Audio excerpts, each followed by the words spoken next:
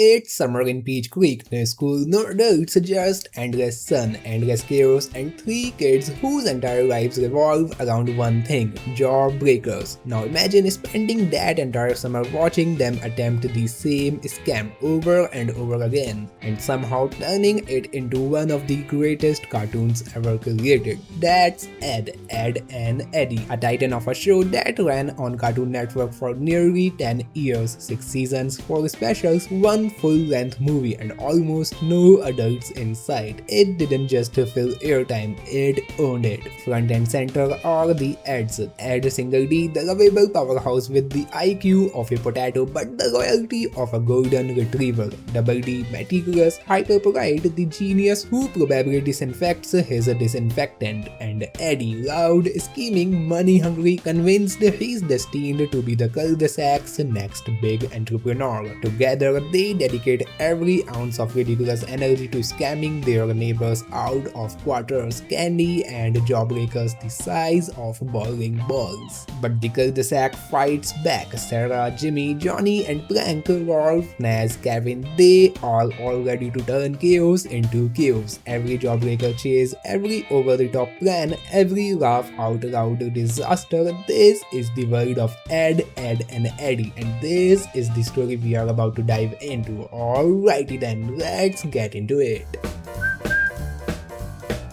So, the very first episode of Edd N Eddy throws us straight into chaos. We are immediately introduced to the trio in their natural state. Eddie scheming, Double D overreacting, and Edd just happily existing. The piece lasts about 5 seconds before Double D realizes his magnifying glass is missing, and Sarah starts screaming about her lost doll. 2 missing items, that's all Eddie needs to declare there's a serial toucher on the loose. Hey! I know just what to do! Naturally, public safety comes with a price. Eddie turns into a full investigation and sets up a trap, using Edd as a bait with a do not touch sign and an alarm strapped to him. It's ridiculous, but it works. Kind of. Johnny gets curious, Plank makes contact, the alarm goes off, and suddenly the cul-de-sac turns into a full-blown chase scene. Johnny is captured, tied up, and interrogated while Eddie plays detective with way too much confidence. But the entire case falls apart when Double D finds his magnifying glass and Sarah finds her doll. Nothing was stolen. There was no serial toucher. Johnny was innocent the whole time. Oh, now let me go. I gotta go to the bathroom. And yet somehow the Eds still collect coins and head off for jawbreakers, only to get taken out when Sarah and Jimmy roll Johnny downhill in a tire straight into them, sending their candy dreams flying. And just like that, the show establishes its formula: big accusations, bigger chaos, and absolutely no payoff. The next segment starts off innocent enough. The Eds on a nature expedition led by Double D. Sounds educational, peaceful, calm. It isn't. The forest immediately turns into a low-budget horror film with creepy noises, glowing eyes in the bushes, and fog rolling in like something bad is about to happen. Eddie panics first, obviously runs off, and instantly screams after running face first into a giant spider web. Edd decides bouncing on it is the smart move. Double D is seconds away from a breakdown. Then, because things weren't bad enough, they get stuck in mud, just completely trapped, and right when it feels like the end, 3 shadowy figures appear and rescue them. The Eds wake up inside a trailer wearing robes they definitely didn't put on themselves. That's when we meet Lee, Mary, and May, the Canker sisters, new to Peach Creek, loud, aggressive, and already way too interested in the Eds. Hey Ed, so happy you dropped in! Hope you like our dad's robes. Eddie laughs it off at first until he notices drawings of the sisters with them all over the walls. This isn't random, this is targeted. Dinner somehow makes it worse. Sloppy joes that look like they contain spare machine parts, forced movie time, endless shows, the sisters hovering way too close. Eddie finally snaps at Ree, makes her cry, and for a brief second it feels like maybe they have escaped the nightmare. They haven't, because the cankers show up again, holding handmade dolls that look exactly like the Edds. That's it. That's the breakpoint. The boys sprint off into the night like they just survived a horror movie. Haven't you done enough damage already? Now get out of here and never come back! Well, you heard her. Let's go. This has been quite educational. And just like that, Peach Creek gets a whole lot more complicated. It's scorching hot in Peach Creek and the Edds are melting in the sandbox when Kevin casually mentions Naz is throwing a sprinkle party and they are not invited. That's all that he needs. Party or not, they are going. Back at his place, Paddy pulls out legendary swimsuits passed down from his brother and squeezes the trio into the tiniest, most questionable outfits imaginable. Pinch yourself, boys. Swimsuits of the gods. Well, okay, they're my brothers. My word. They look like napkins. Confidence high, dignity low, they crash the party in a dramatic slow motion fashion. Towers escapes, yelling, instantly turning heads for all the wrong reasons. Kevin tries to shut them down, which just leads to chaos, veggies, flying food, and Edd is creating things like only Edd can. Still desperate for attention, Eddie attempts one big stunt to win everyone over, and that's when disaster strikes. The swimsuits snap mid-trick, leaving the Edds scrambling for cover in a kiddie pool. What should have been a quick escape turns into another mess. Waterlogged bodies slipping everywhere, getting stuck in trees, and Edd somehow ending up in a bee's nest. By sunset, they are bruised, soaked, and completely humiliated. Just another day in Peach Creek.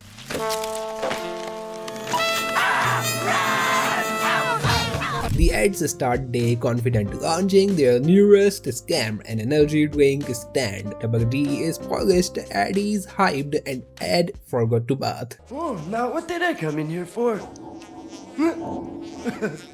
One whiff and the entire customer base evaporates. Kevin and Naz bail instantly and Eddie nearly explodes. Clearly, drastic measures are needed. So begins the Edd makeover. He's scrubbed, clean, dressed cool, taught slick poses and trendy phrases until he transforms from walking biohazard to neighborhood sensation. And somehow it works. The kids are impressed. Jimmy's amazed. Eddie sees opportunity and immediately monetizes it with Edd the Great, charging admission to witness Edd's so-called wisdom. Hey, Eddie, are we late for the Edd show?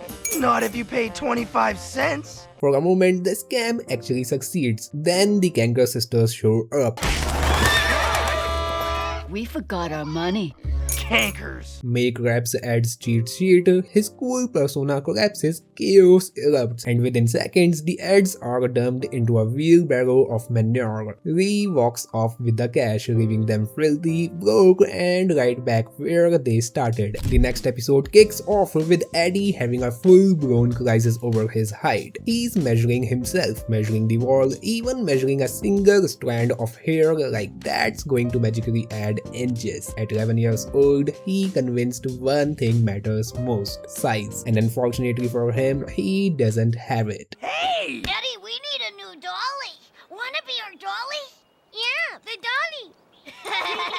He heads to the playground where Kevin, Naz, and Rolf are more than happy to remind him he's vertically challenged. Edd and Double D are just vibing on the swings, completely unbothered, but Eddie tries to prove himself on the monkey bars and immediately wipes out. Humiliation is stacked on humiliation. Even the Kanker sisters get their shots in. At this point, his ego is hanging by a thread. So Edd and Double D decide to fix the problem. First attempt, stretch him against a tree, total failure. Second attempt, inflate a raft inside him to expand him from within. It works for about 5 seconds before he deflates back to normal. Clearly, science needs to get serious. That's when Double D unveils the big one: remote controlled walking braces that make Eddie tower over everyone, and suddenly he is unstoppable. He's looking down to Kevin, catching Rolf's basketball mid-air, stomping around like he finally runs the cul-de-sac. The confidence boost is immediate. I love being tall.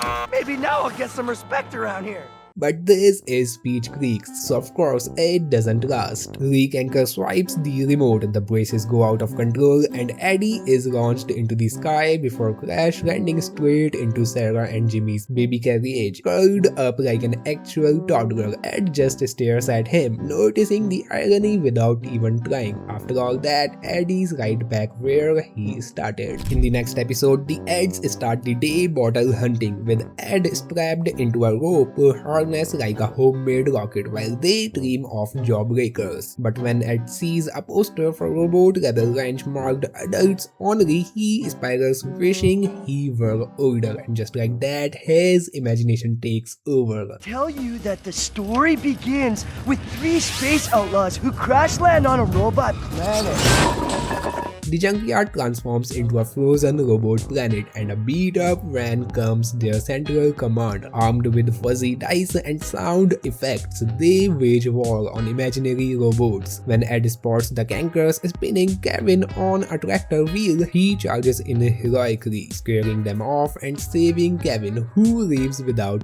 thanks. Eddie, impatient as ever, tests Double D's rocket. Yeah, whatever. Let's go, Double D. Lift off! But Eddie, I still need to... And immediately crash lands. Before they recover, Ed screams about invading robots and a full battle erupts. Until reality interrupts, it's just Sarah and Jimmy calling Ed home for dinner. As Ed and Eddie drag him away, Ed mourns his fallen space crew, fully convinced he just saved the galaxy. Another heroic disaster in Peach Creek. In the next episode, the morning explodes into chaos when Rolf plows through Eddie's yard with his tractor, while Double D heads out early for his paper route, determined to earn money for an electronic microscope. The second Eddie hears money, he hijacks the plan. Why deliver a few papers when you can take over the whole neighborhood? Soon, newspapers are stacked so high they block out the sun and even collapse Double D's window. Ed happily dives into the pile,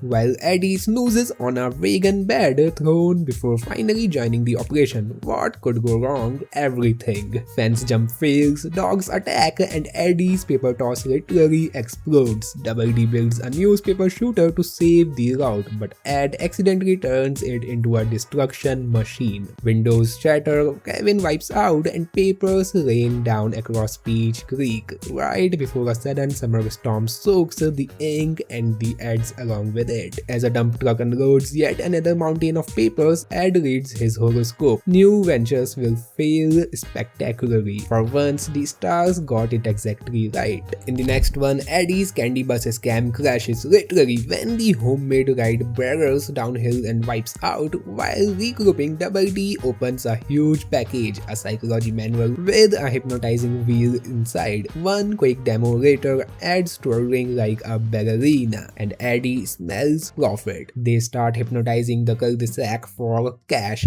Plank? Plank?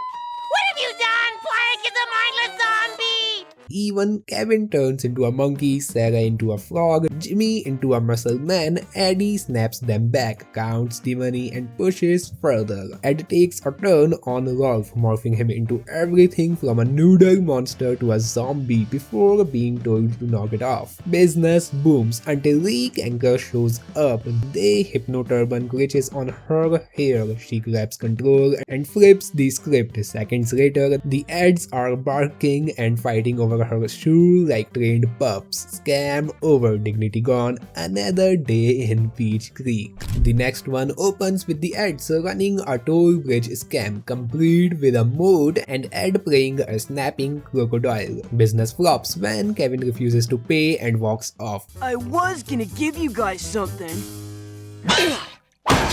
But when they discover he's connected to a stash of jawbreakers from his dad's factory, Eddie shifts gears fast. This is bigger than toll money. They try the be Kevin's friend approach first. Double D pushes for bonding, but the attempts are a disaster. Misspelled cheers, awkward copying, and somehow ending with them cleaning Kevin's chimney while Ed's sneezes wreck the place. Friendship not happening. So Eddie drops the act and goes full heist mode. The Eds dig a tunnel into Kevin's garage, only to break through into his bathtub. Kevin's got a pretty fancy garage. Must be a built-in car wash. One plug pull later, they are sucked down the drain. Jawbreakers is still a dream. Another plan washed away in a Peach Creek. In the finale of season 1, chaos kicks off when Ed smashes through the screen door and a simple fly hunt goes horribly wrong. The fly ends up stuck in Eddie's throat, leaving him completely voiceless. Panic sets in, and Double D straps a bell around his neck so he can communicate. Unfortunately, every ring is widely misinterpreted. Eddie would like a dictionary.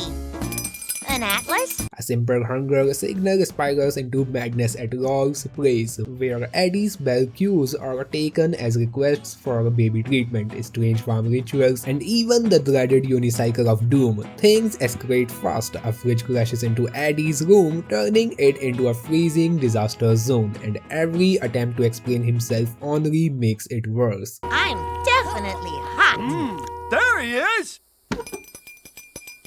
Now, Eddie is thanking us. Eventually, Eddie ends up trapped in a pen with a angry rooster while Edd and Eddy fumble every rescue attempt. Fed up, he rips off the bell and bolt, scrambling up a tree, and just like that, his voice magically returns. He calls out to his friends, who suddenly pretend they can't hear him. Season 2 kicks off in the junkyard, where a random spill drops a box of turkey busters at the Ed's feet. Double D identifies them properly. Edd insists they are alien probes, and Eddie rebrands them instantly as high-powered water guns. One quick test spray later, and a brand new scam is born. Back in the lane, Eddie transforms the cul-de-sac into a Wild West splash zone. The kids line up, quarters pile in, and Double D's import-export stand becomes the hottest spot in town. But success goes straight to Eddie's head. He crowns himself Marshal Eddie and starts fining everyone for made-up laws. Kevin, Rolf, Jimmy, even Sarah. Pretty? Absolutely. Profitable? Very. The panic starts when Johnny and Plank rush in screaming outlaws are taking over. Moments later, the truth hits. The Cankers crash the party, seize the cash jar, and declare themselves the real sheriffs. The ads get razzoed, soaked in perfume, and left humiliated. I love when they do this.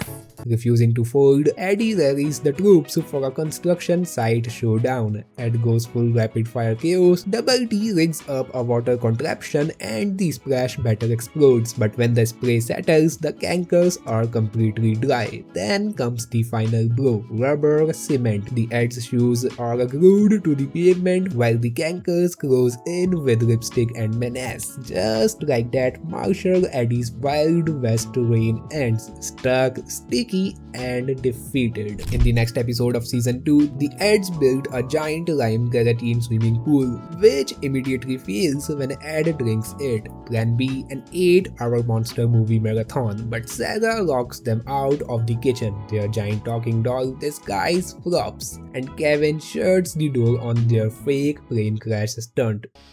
Oh, the tragedy! Ed, my friend, speak to me.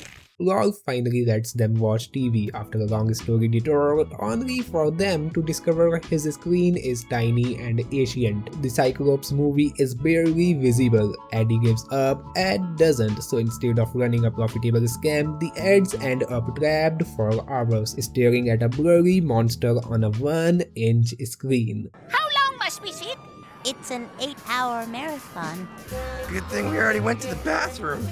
I said quiet! The next episode starts in Ed's room, where peace lasts about 2 seconds before one of his toys jumps through Eddie's shirt. Ed bursts through his mattress, trying to fix it, accidentally releasing a flock of seagulls living under his bed. Normal morning. Out in the rain, Kevin basks in applause for breaking a bike skate record. 32 feet! A new record! Cool.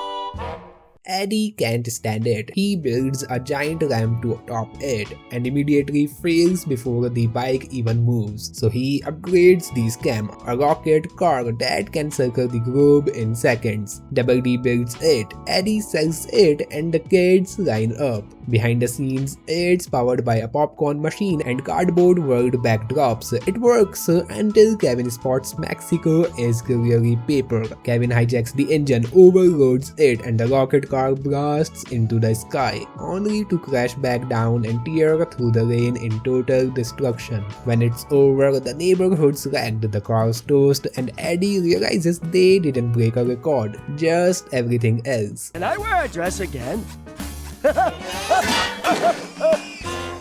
The next episode kicks off with the Edds opening taco ads, serving paper plate shells, weed lettuce, and crayon cheese. The star item is Eddie's brother's secret hot sauce, which immediately destroys Double D from the inside and explodes the stand when Eddie tries it himself. Business over. While recovering, they hear about a haunted abandoned house and take Kevin's dare to enter for a jawbreaker. I'll give you a jawbreaker if you go inside the house.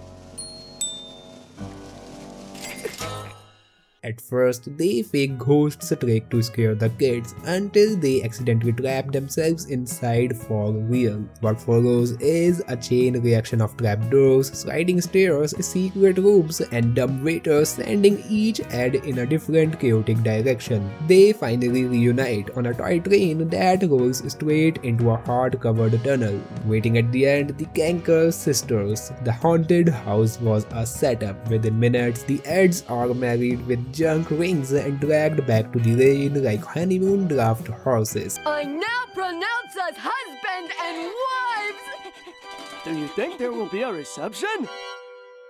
While Jimmy tosses rice in celebration. Another scam gone wrong, this time with wedding vows. Season 3 opens with the cul-de-sac racing to the candy store on wheels. Everyone except Rolf, who's stuck using Wilfred and a carrot on a stick system that's more fun than fast. Left behind in the dust, Rolf questions his place in modern life, and Eddie immediately sees an angle. Eddie introduces the magical shoe. Believe in the stench, Rolf, as it grants your wish, no matter what it is.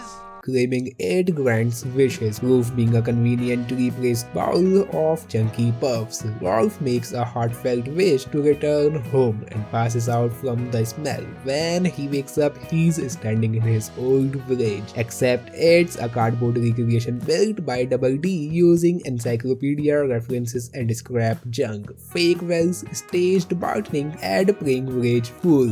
The whole cultural illusion barely holding together while Eddie quietly pushes for donations. Rolf embraces it completely, celebrating with songs and traditions until Johnny crashes through and exposes the entire setup. The village falls apart. So does the scam, but instead of rage, Rolf shrugs it off and starts dancing anyway, and Edd eagerly joins in, dragging Edd and Eddy with him. In the next episode, a 3-for-1 jawbreaker sale sends the Edds into panic mode, especially after Kevin strolls out with a triple stack of candy. Desperate, they turn to Rolf's hired hand needed sign, and Edd gets the job. Seems Rolf's looking for a hired hand. Rolf lost his hand? Boy, that is sad, Double D. Farm life is brutal. Every mistake means a pay deduction, muddy boots, bad peeling, even tool rental fees. When Double D builds a machine to speed things up, Rolf returns, declares it cultural sabotage, and deducts even more. Eddie snaps and stages a dramatic strike, demanding justice and jawbreakers. Rolf's a jerk, ain't gonna work. Rolf's a jerk, ain't gonna work. This is so embarrassing. After some chaos and negotiation, peace is restored and jawbreakers are handed out. Victory? Not quite. Edd gets promoted to Turkey Eyes supervisor, while Edd and Eddy are demoted to official nincompoops. Edd immediately starts critiquing Eddy's performance as a rooster chases him across the farm. The sale continues. The Edds still broke. The next episode opens with Eddy launching poorer sleigh rides, complete with dish soap snow, and Double D dressed as a husky pulling the sleigh. It actually makes money until Kevin's stray ball causes a crash that destroys the ride and forces Eddy to refund everyone the hard way. You did that on purpose. didn't you? I just got my ball, dork. Blaming Kevin, Eddie declares war. Kevin, meanwhile, has no idea a war exists. The Edds attempt sabotage after sabotage, rotten lunch bombs, syrup road traps, and elaborate disguises, but every plan backfires while Kevin casually rides through untouched. Finally, Double D unveils a fake cloud cannon meant to blast Kevin once and for all. Eddie overdoes it, the cannon explodes, and the Edds are launched across the cul-de-sac in total chaos. Kevin simply goes inside, unfazed. Defeated, Eddie rings Kevin's doorbell to surrender, only for Kevin to slam it on his hand. Still unaware there was ever a battle. War declared, war vowed, only one side noticed. What is this? I give, you win. Let's call it a day. What are you talking about? In the next one, Eddie opens a fancy restaurant inside his house. You didn't even open your eyes, you fathead! Wait, Sarah. Let me show you how it's done. Surely you must have one table open.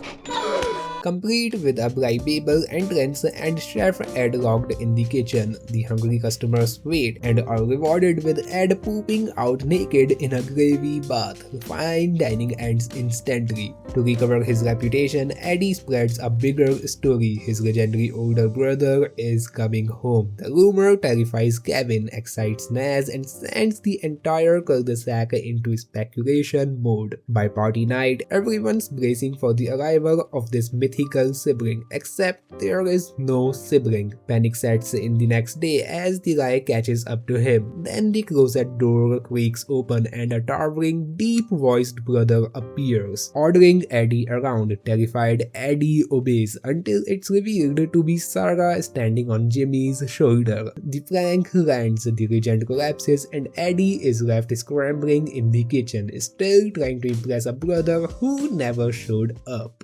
Brothers are such idiots! In the next one, chaos hits Peach Creek hard. Ralph's chasing his missing chickens straight into Ed's bedroom, where Ed's giving them swimming lessons. Classic Edd. Then bam! Eddie's great stunt sends Ralph flying out of the window. Baby surprises spilling everywhere. But Eddie smells opportunity, a movie to prove he's finally grown up and successful. Amras, that's free. Why do you keep a camera in your dryer, Edd? What? Filming starts and instantly falls apart. Edd grows dollar signs on trash, swallows the camera, and Edd accidentally ruins all the grown-up illusions. Outside, Eddie brags about being mayor. Kevin delivers a brutal bicycle wedgie. At the playground, Edd sides with Sarah, ties Eddie to a swing, and actually lets the paying kids ride. Humiliation maxed out. Eddie's empire keeps collapsing. Naz karate kicks him, Johnny steals the camera, and Edd impersonates Rolf, prompting the real Rolf to chase him with a rake. In the junkyard, the hard-boiled egg boiler backfires. Cankers ambush Eddie, ruining his dignity on camera. Final attempt, a cardboard party with chickens. Rolf storms in, smashes everything, and Eddie ends up battered. Double D dazed and holding the camera. Sighs, I think your brothers got the picture. Eddie, proof delivered, but definitely not the run Eddie wanted. The next episode starts with Rolf digging a cursed telephone grave in the rain. No backstory, just doom and a shovel. Edd wants to help, Eddie wants the phone, and Double D wants logic. Once Rolf takes a break, Eddie orders Edd to dig it up. Proudly perched on Eddie's bedside table, the unplugged phone rings. Chaos. Somebody's calling me! Strange. There doesn't seem to be any connection yet. A vinyl record smacks him, a bed spring launches him sky high, and an ice cream cart flattens him. Edd politely hangs up each call while Eddie suffers. Outside, the phone summons a skunk, a street light, and a concrete pipe, all targeting Eddie. Desperate, he tries returning it to Rolf, who refuses, escalating into a full-blown hot potato disaster. Even gluing it on Johnny's head doesn't stop the calamity. pranks his answers still wreak havoc elsewhere. Eddie escapes, swears off curses, and pitches a 100% curse-free cereal, but just as Edd argues curses are imaginary, a tree, a sandbox, and a stampede of hippos land on him. Meanwhile, the cursed phone keeps ringing, proving that in Peach Creek, bad luck is always perfectly timed. Boy, Plank, you sure are a popular guy. In the episode Take This Edd and Shove It, Edd is inexplicably dressed as a hot dog for the Panda Eddy show. A low-budget chaos fest starring Panda, Eddy, balloon pushy, and cardboard nonsense. No plot, just a pivot to selling balloon pushies for 25 cents. The cul-de-sac isn't impressed. Johnny calls it kindergarten, Sarah is offended, and Eddy rage quits, trashing the costume. Edd tries to lecture on growing up, but Edd offers Eddy a pacifier ruins the moment. Suckle! Jimmy rolls by on training wheels, cementing the overgrown toddler theme. Eddy seizes the opportunity. Eddy's career counseling is born. For a few coins, he assigns Johnny as gopher, Rolf as a potato monger turned barber, and hands out fake diplomas. Kevin refuses, but the Edds score jawbreakers anyway. Enter Dr. Naz, who confiscates the candy and straps them down for dental dome. Jimmy's accidental chaos frees them, so naturally, they steal her desk. From there, Sarah directs traffic. Johnny tunnels like a literal gopher, and Rolf turns the desk into a shampoo station while giving Edd the most brutal haircut imaginable. Eddy distracts Rolf, ends up looking like him, and bolts with the desk, only for Johnny to burrow in again, sending junk smashing onto Eddy's head. Suddenly, Eddy wakes old. The cul-de-sac has turned into a retirement home nightmare. Edd N Eddy Ancient, Johnny blind playing chess with Plank, Rolf senile, Kevin is a mobility scooter. Jawbreakers are still locked away. It can't be! Eddy drags his friends back to the garage, but old man strength fails. Edd sneezes, desk collapses, snap, Eddy wakes as a kid again, opens the desk, jawbreakers revealed. Victory almost, until he wakes truly old at a table with elderly Edd N Eddy. I don't ever want to grow up!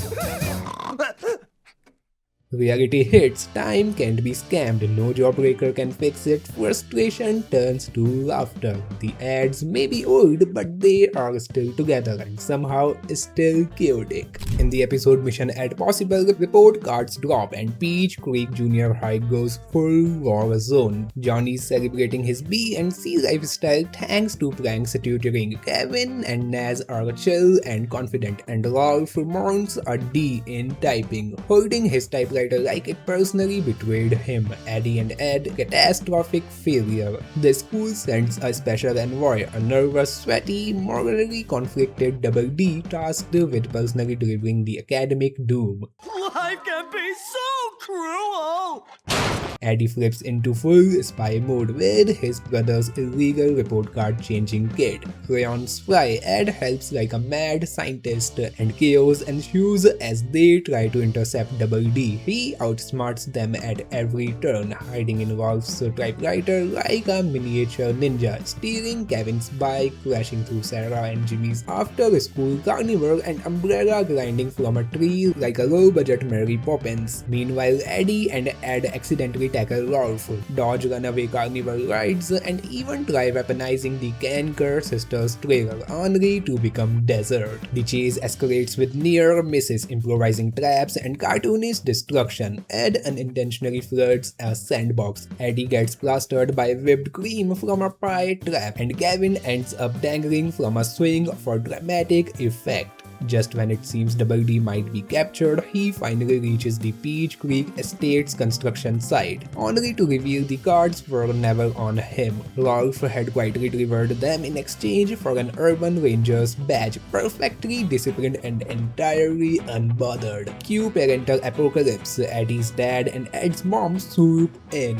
dragging their children for consequences. Kevin storms in, furious about his destroyed bike. Chaos reigns. Kids get grounded and Double D's panicked face says it all. The next episode kicks off with Double D in NASA level back to school prep, gadgets, checklists, perfect timing until disaster hits, missing paper clips, July on the calendar and blazing summer sun. Before he can react, Eddie shoves him into a burger costume for a summer barbecue scam. Edd grills tire patties, Eddie hypes the dream and Double D questions clearly. Double D soon discovers Eddie literally faked summer. You're trying to fool everyone into thinking it's still summer.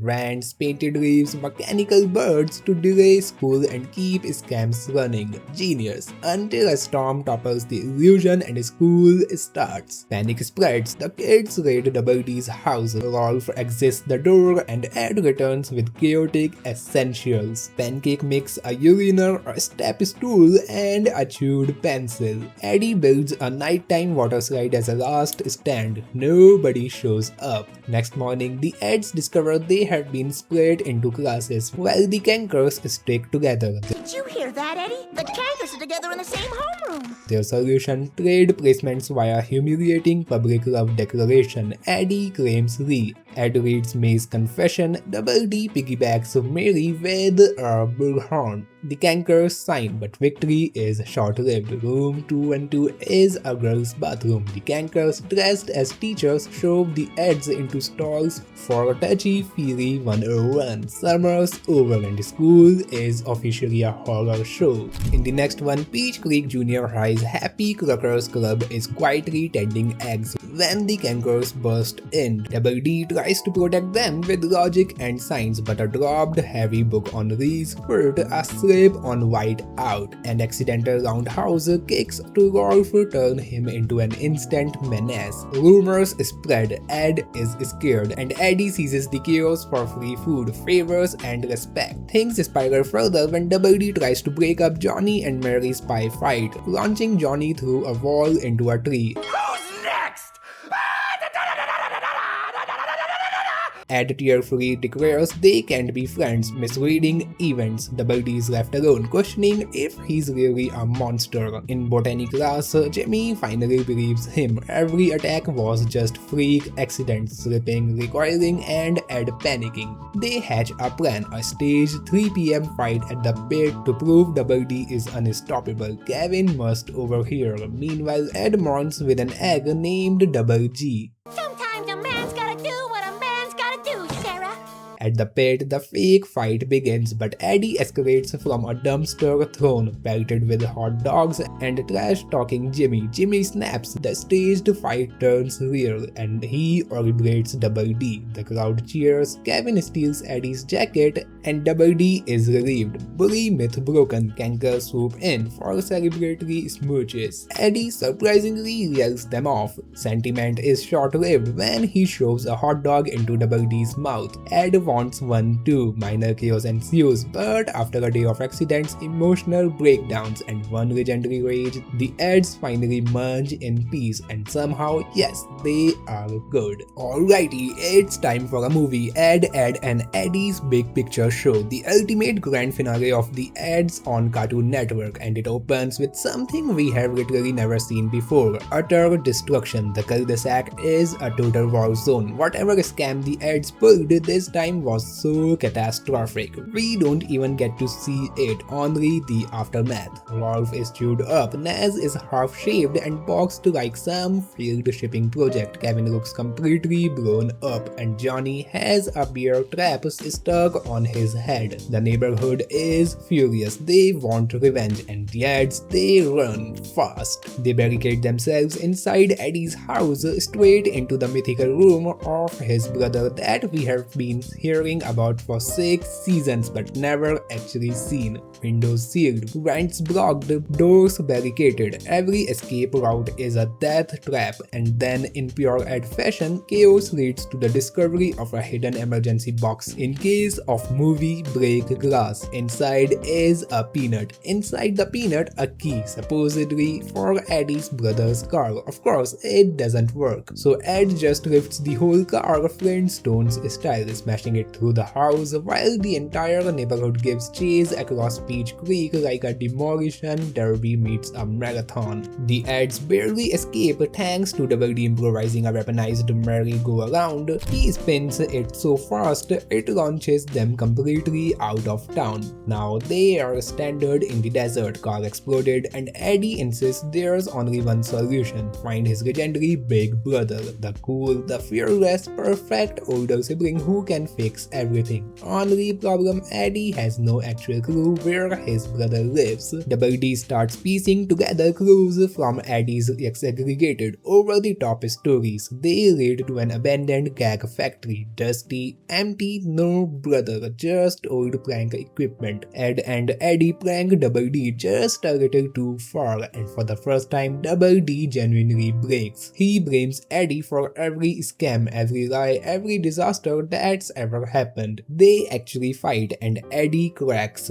Finally, he admits he feels like a loser who just wants someone to think he's cool. Double D forgives him, and they keep moving forward. Meanwhile, the cul-de-sac is in full-on manhunt mode. Rolf rides Wilfred like a cavalry charge. Kevin speeds through on his bike like a two-wheeled missile. Johnny goes full Captain Melon head, hijacks a bus, and even the cankers get involved. Eventually, all roads lead to an abandoned amusement park, Mondo a Go-Go. Here at last, they spot a whale-shaped trailer. This has to be it. Eddie knocks. For the first time in the entire series, we see an adult. His brother steps out exactly as Eddie described. Cool, confident, in control, seemingly perfect. But then the game begins. He suggests playing uncle and instantly humiliates Eddie, physically dominates him, mocks him in front of everyone. Double D tries to intervene and is slammed to the ground. And suddenly, all of Eddie's behavior, all his scams, all his desperate overcompensations make perfect sense. It wasn't about money, it was about validation. Edd saves the day with impeccable time. He yanks a bolt from the trailer door, knocks the brother out cold, and suddenly everything changes. Beaten and crying, Eddie admits the truth.